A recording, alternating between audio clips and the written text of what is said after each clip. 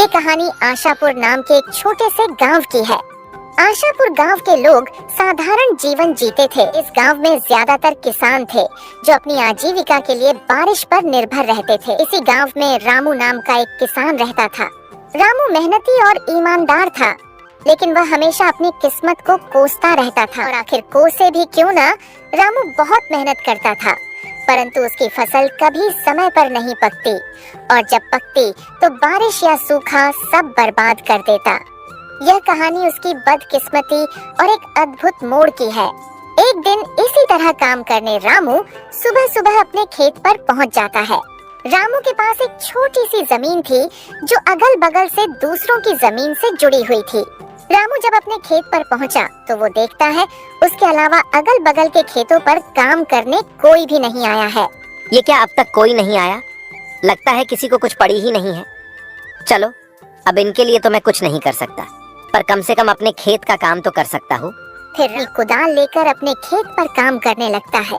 काम करते करते सुबह की दोपहर हो जाती है, पर रामू अपने काम करने में इतना व्यस्त था कि उसे तो समय का पता ही नहीं लगता है। तभी थोड़ी देर में उसकी पत्नी गौरी उसके लिए खाना लेकर आती है। सुनते हो, आओ आकर खाना खा लो। गौरी की आवाज सुनकर रामू को समझ आता है कि दोपहर हो गई है। अरे ये क्या दोपहर हो गई? समय का तो पता ही नहीं चला। चलो, अब गौरी खाना लेकर आ गई है तो खाना खाकर थोड़ी देर आराम करके फिर काम करता हूँ। रामू गौरी के साथ खेतों के पास वाले पेड़ के नीचे बैठकर खाना हुआ जी? लगता है आज कुछ ज्यादा ही थक गए हो। हाँ, आज सुबह से लगातार खेतों पर काम कर रहा था। सुबह की दोपहर हो गई, पता भी नहीं चला। तो आपने थोड़ी देर आराम क्यों नहीं किया? मैं क्या करता, अगल बगल के खेतों पर कोई काम करने आया ही नहीं, तो मुझे लगा अभी दोपहर होने में समय है, इसलिए मैं भी लगा रहा। वो तो तुम आई तो पता चला कि दोपहर हो गई। क्या हुआ, अब तक कोई आया क्यों नहीं खेतों पर काम करने?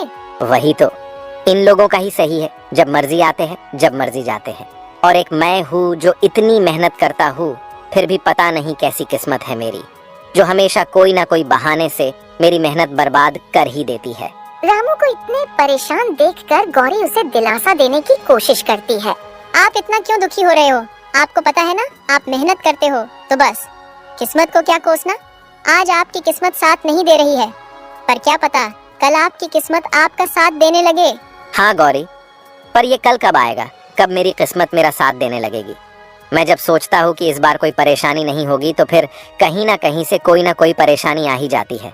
कभी कभी तो मुझे लगता है कि विधाता को भी मुझे परेशान करने मजा आता है। आप निराश मत होइए। देखिए, आप बस अपने मेहनत पर ध्यान दीजिए। मुझे पूरा भरोसा है कि आज नहीं तो कल आप खुद मुझे कहेंगे कि लगता है किस्मत मेरा साथ दे रही है। देखते हैं गौरी, ये समय कब आता है। रामू को खाना खिलाकर गौरी वहाँ से चली जाती है और रामू फिर से अपने खेत में काम करने लगता है। रामू अपने खेत में काम कर ही रहा होता है, तभी वहाँ बगल वाले खेत का मालिक हरि आता है। रामू को काम करता देख हरि उसे आवाज लगाता है। और रामू भाई, क्या हाल है? लगता है आज कुछ जल्दी ही आ गए थे खेत पर काम करने।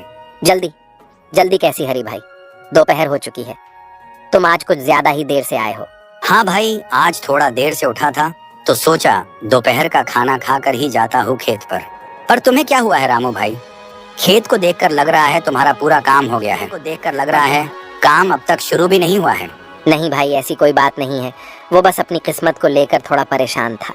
अरे रामू भाई, कब तक अपनी किस्मत को कोसते रहोगे और कब तक किस्मत के भरोसे चलते रहोगे? अब किस्मत को कोसू नहीं तो क्या करूँ भाई? तुम तो जानते ही हो ना, पिछले साल बाढ़ आई, फिर सूखा पड़ गया था, और अब जब इस साल कोई प्रकोप नहीं है तो दिन ब दिन मंडी में अनाज के दाम गिर रहे हैं। भाई मुझे एक बात बताओ, हम दोनों के खेत एक दूसरे के अगल बगल में हैं, यानी तुम्हारे खेत में जो आफत आई होगी वही मेरे यहाँ भी हुआ होगा, पर मैं तो नहीं कोस रहा अपनी किस्मत को। हाँ, मैं भी मानता हूँ कि किस्मत का साथ बहुत जरूरी होता है, पर सुनो भाई, मेहनत का फल जरूर मिलता है। कभी कभी हमें किस्मत को बदलने के लिए खुद कदम उठाने पड़ते हैं। मैं कुछ समझा नहीं भाई, जरा विस्तार से बताओ। रामू भाई, तुम खेती के अलावा क्या करते हो? रामू हरि का ये प्रश्न सुनकर थोड़ा चौंक जाता है। उसे लगा कि शायद हरि के पास कोई ऐसी बात है जो उसकी समस्या का समाधान कर सकती है। हरि भाई, मेरे पास खेती के अलावा और कोई काम नहीं है। मेरे पिता और दादा भी यही करते थे। पहले दादा की जमीन पिताजी को मिली थी, और अब मुझे, तो हम हमेशा से अपनी जमीन पर ही निर्भर रहे हैं। देखो भाई, वो पहले का समय था जब खेती किसानी से तुम अपना और अपने घर वालों का पालन पोषण कर सकते थे, पर अब तुम्हें उसके अलावा भी कुछ करना पड़ेगा। हरी भाई, खेती के अलावा क्या करूं? भाई मैं तुम्हें बताऊंगा, नहीं दिखाऊंगा। पहले तुम फटाफट से अपना सारा काम निपटा लो और मैं मेरे खेत का काम कर लेता हूँ, फिर मैं तुम्हें मेरे साथ अपने घर ले जाता हूँ। ठीक है भाई, मैं अभी अपने खेत का काम निपटा लेता हूँ। अपने अपने खेतों में काम करने लगते हैं। रामू ने अपने खेत का काम सुबह जल्दी आकर शुरू किया था, इसीलिए उसका काम जल्दी हो जाता है। रामू अपने खेत का काम करके हरी के खेत के पास जाकर खड़ा हो जाता है और हरी को काम करता देख मन ही मन सोचता है। हरी भाई की मदद कर देता हूँ ताकि उनके साथ उनके घर जाकर पता कर सकूं कि वो क्या दिखाना चाहते हैं। हरी भाई रुको, मैं आपकी मदद कर देता हूँ ताकि आपका भी काम जल्दी हो जाए। ठीक है भाई। फिर क्या था, रामू भी हरी के खेत में उसके काम में मदद करने लगता है। रामू के मदद करने की वजह से हरी के खेत का काम भी जल्दी हो जाता है। धन्यवाद रामू भाई, आपकी वजह से आज मेरे खेत का काम जल्दी हो गया। धन्यवाद किस बात का भाई, आप भी तो मेरी मदद करने वाले हो, तो मेरा भी तो फर्ज बनता है आपकी मदद करना। हाँ भाई, चलो मेरे घर चलते हैं। फिर दोनों जान वहाँ से हरी के घर की तरफ चले जाते हैं। चलते चलते दोनों हरी के घर के पास पहुँच जाते हैं, पर घर में जाने से पहले हरी रामू को बाहर ही रोक लेता है। रामू भाई, तुम बहुत परेशान थे, इसीलिए मैं तुम्हें अपने साथ अपना ये राज बताने लाया हूँ। पर मैं जो तरीका तुमको बताऊंगा और घर पर जो चीजें तुम देखोगे वो तुम किसी और को नहीं बताओगे। हरी की ये बात सुनकर रामू थोड़ा चौंक जाता है और सोचने लगता है, मुझे कुछ गड़बड़ लग रहा है, वरना हरी भाई ऐसी बात नहीं करते। पता नहीं वो घर पर मुझे क्या दिखाने वाले हैं। अरे रामू भाई, कहाँ खो गए? डरो मत, मैं तुम्हें जो दिखाने वाला हूँ उसकी मदद से तुम्हारी मेहनत कभी बर्बाद नहीं होगी, चाहे सूखा पड़े या बाढ़ ही क्यों ना आ जाए। रामू थोड़ा परेशान तो हो जाता है, पर फिर भी वो हरी के साथ उसके घर में जाता है। रामू हरी की बातों से थोड़ा परेशान तो था, परंतु हरी के घर के अंदर का साजो सामान देखकर रामू की परेशानी और बढ़ जाती। इतना सारा सामान। हरी भाई, तुम्हारा घर बाहर से तो किसी किसान का लग रहा था, पर इसके अंदर का माहौल तो किसी व्यापारी के घर जैसा है। भाई अभी तो कुछ नहीं है, मैं तुम्हें जो दिखाने वाला हूँ उसे देखकर तो तुम्हारे होश उड़ जाएंगे। हरी की बातें सुनकर रामू की बेचैनी बढ़ने लगती है। हरी भाई, तुम मुझे वो दिखा दो जो दिखाने लाए हो, क्योंकि तुम्हारी बातें सुन सुनकर अब मैं बेचैन होने लगा हूँ। ठीक है भाई, तुम यही रुको, मैं अभी वो सामान लाकर दिखाता हूँ। हरी वहाँ से अपने दूसरे कमरे में चला जाता है और रामू उसका वहीं रुककर इंतजार करने लगता है। थोड़ी देर में हरी अपने साथ एक गोनी लेकर आता है। हरी भाई, ये क्या लाए हो अपने साथ? भाई इसी में तो है वो चीज जो तुम्हारी हर समस्या को दूर कर देगी। ऐसा क्या है इस गोनी में? हरी उसे वो खोलकर उसमें रखी चीज दिखा देता है। भाई ये क्या? ये तो चावल है। रामू भाई, ये कोई मामूली चावल के दाने नहीं हैं, ये मैंने चीन से मंगाए हैं। मैं कुछ समझा नहीं भाई, तुमने चावल के दाने चीन से क्यों मंगाए? और ये चीन के चावल मेरी किस प्रकार मदद कर सकते हैं? भाई मैंने जैसे कहा था, ये कोई मामूली चावल नहीं है। ये जो तुम मेरे घर पर साजो सामान देख रहे हो, सब इसके बदौलत ही आया है। मैं कुछ नहीं समझा भाई, ये कोई जादुई चावल है क्या? वैसा ही सोचो, जैसे कि हर बार हमारी फसल किसी न किसी कारण से बर्बाद हो जाती है, तो मैं क्या करता हूँ, बची कुची फसल में इसे मिलाकर बेच देता हूँ। इससे मेरा बहुत मुनाफा होता है। रामू को इन चावल के दानों में कुछ गड़बड़ लग रहा था। हरी भाई, ये चावल के दाने हमारे चावल के दानों से अलग है थोड़े। हाँ भाई, क्योंकि ये चावल उगाए नहीं बनाए जाते हैं। यानी ये चावल नकली है? हाँ, कुछ ऐसा ही समझो। पर इसको अगर हम दूसरे चावल में मिला दें तो किसी को पता नहीं चलता है कि ये नकली चावल है, और इसे बेचकर मुनाफा भी तगड़ा होता है। भाई पर ये तो गलत है, ऐसे नकली चावल कोई व्यक्ति खाएगा तो उसकी तबीयत खराब हो सकती है। हाँ, तो उससे हमें क्या, हमें तो इसे बेचकर मुनाफा मिलेगा, हम उसमें खुश हैं। हम दूसरों की क्यों सोचें? जब हमारी फसल खराब हो जाती है, हमारे घर वाले भूखे मरते हैं, तो कोई पूछने आता है क्या? तो हम क्यों दूसरों की सोचकर अपना नुकसान कराएं? नहीं भाई, ये गलत है। मैं अपने फायदे के लिए किसी की जान से, भले ही मैं कितनी भी तकलीफ में क्यों ना रहूं, पर मैं किसी और के जान के साथ खिलवाड़ नहीं कर सकता। रामू भाई, एक बार फिर से सोच लो, ये चावल तुम्हें बहुत अमीर बना सकते हैं, और तो और इनके होते हुए तुम्हें अपने फसल की ज्यादा चिंता भी नहीं करनी होगी। जितना भी हुआ बाकी का ये संभाल लेंगे। नहीं भाई, ये काम मुझसे नहीं हो सकता है, चाहे कितना भी फायदा क्यों ना हो। ठीक है भाई, जैसा तुमको सही लगे। हाँ भाई, चलो फिर मैं चलता हूँ। रामू हरी के घर से निकल जाता है। रामू फिर से परेशान होकर अपने घर की तरफ चल पड़ता है। चलते चलते रामू परेशान हालत में एक पेड़ के नीचे आकर बैठ जाता है। अब क्या करूं मैं, अपने नसीब को कोसूं या नहीं। कुछ देर पहले तक लग रहा था कि मुझे कोई नई राह मिल जाएगी जो मेरी किस्मत को बदल देगी, पर आखिर हुआ वही, फिर मेरी किस्मत दगा दे गई। अब मैं क्या करूं, आखिर कब तक इस किस्मत को कोस के काम होगा मेरा। रामू परेशान होकर पेड़ के नीचे अपने आप से बात कर रहा होता है। तभी वहाँ पास से एक साधु बाबा गुजर रहे होते हैं और रामू को इतने परेशान देखकर बाबा उसके पास चले जाते हैं। क्या हुआ बेटा, इतने परेशान क्यों हो? कोई तकलीफ है क्या? रामू बाबा को देखकर चौंक जाता है। नहीं बाबा, कोई परेशानी नहीं है। मुझसे छुपाकर क्या करोगे? तुम्हारी शक्ल बता रही है कि तुम बहुत परेशान हो। कोई तकलीफ है तो मुझे बताओ, शायद मैं तुम्हारी कोई मदद कर सकूं। बाबा की ये बात सुनकर रामू सोचने लगता है। इतना तो परेशान हूँ और अब कोई रास्ता तो नजर नहीं आ रहा है। एक बार बाबा से बात करके देखता हूँ, शायद वो कोई उपाय बता दे। क्या सोच रहे हो बेटा? बोलो, क्या परेशानी है? एक परेशानी तो है बाबा, मैं मेरी किस्मत से परेशान हूँ। मुझे ऐसा लगता है वो मेरा साथ कभी नहीं देती है। क्यों बेटा, तुम्हें ऐसा क्यों लगता है? बाबा, मैं एक मामूली किसान हूँ जिसका सारा संसार खेती बाड़ी पर निर्भर है और मैं पूरी ईमानदारी से अपने खेत पर काम करता हूँ, पर मेरी किस्मत कभी साथ नहीं देती है। कभी बारिश मेरी फसल खराब कर देती है, कभी सूखा पड़ जाता है और किसी साल फसल बच गई तो उस साल मंडी में फसल की दाम कम हो जाती है। बेटा, तो तुम किसानी के अलावा कुछ करने की क्यों नहीं सोचते हो? बाबा, मेरे पुश्ते किसानी ही करते आ रही है और फिर मैं किसानी कैसे छोड़ दूं? और किसानी छोड़ना तो कोई तरीका नहीं है ना बाबा। इसी तरह अगर हर किसान परेशान होकर किसानी छोड़ दे तो लोग तो भूखे मर जाएंगे। हाँ बेटा, यही तो सोचकर तुम्हें और मेहनत करनी होगी। बाबा, मैं मेहनत करने से पीछे नहीं हटता, पर आखिर मेरा भी घर परिवार है। मुझे मेरे अलावा उनका भी देख सोच कर चलना पड़ता है। बेटा, तो जिस तरह तुम परेशान हो उसी तरह तुम्हारे साथ वाले किसान भी तो परेशान होंगे। सारे मिलकर कोई उपाय ढूंढो, शायद सारे लोग मिलकर कुछ सोचे तो तुम सभी की समस्या दूर हो जाए। बाबा, मेरे अगल बगल वाले में से तो कुछ ने दूसरा रास्ता चुन भी लिया है, खेती से पैसे बनाने का। बेटा, तो तुम उनसे पूछो और उनका तरीका अपना कर देखो, शायद तुम्हारा भी काम बन जाए। नहीं बाबा, मैं वो रास्ता नहीं चुन सकता, मुझे वो सही नहीं लगा। क्यों बेटा, ऐसा क्या कर रहे हैं वो जो तुम्हें सही नहीं लग रहा है? बाबा की ये बात सुन रामू सोचता है। अब क्या करूं, बाबा को हरी भाई वाली बात बता दूं? किस तरह वो लोगों की जान के साथ खिलवाड़ कर रहे हैं। बता देता हूँ, पर हरी भाई का नाम नहीं लूंगा, क्योंकि आखिर वो मेरी मदद करने की कोशिश ही कर रहे थे।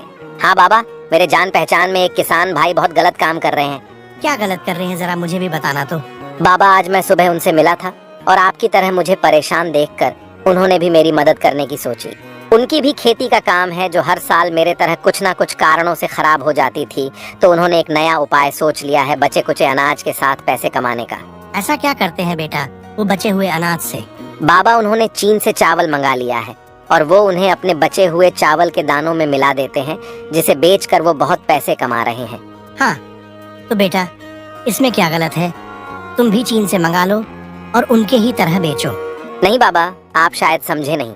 वो चावल जो चीन से मंगाते हैं वो मामूली चावल नहीं है, क्योंकि उन्हें उगाया नहीं बनाया जाता है।